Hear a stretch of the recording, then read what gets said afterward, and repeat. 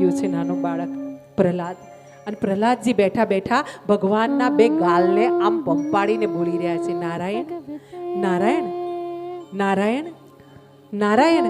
અને આમ જ્યાં કોમળ હાથનો સ્પર્શ થયો છે ને, અને ભગતે જ્યાં નારાયણ નારાયણ શબ્દ ઉચ્ચાર કર્યો છે ને, તો પ્રહલાદજીના આ શુદ્ધ પ્રેમને અને એના અવાજમાં આ મીઠાશથી ભગવાનના હૃદય સુધી ભગતની પોકાર પહોંચી છે. અને ભગવાને ધીરે ધીરે ધીરે ધીરે પોતાનો આ ગુસ્સો હતો ને, ક્રોધ હતો ને, એને શાંત કર્યો છે.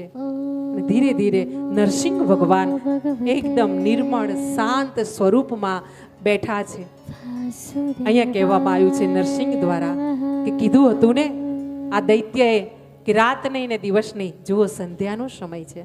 હા, બ્રહ્માજીનું વરદાન સત્ય કરવા માટે અને મારા ભગતની રક્ષા કરવા માટે આજે મેં નરસિંહ રૂપ ધારણ કર્યું છે.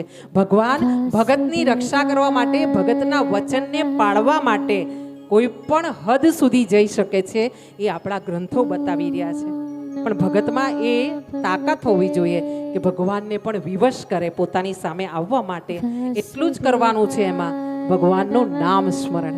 વળી વળીને હું તમને કહીશ, તમે સમજો છો છતાં પણ કહીશ, એક જ કામ કરવાનું છે.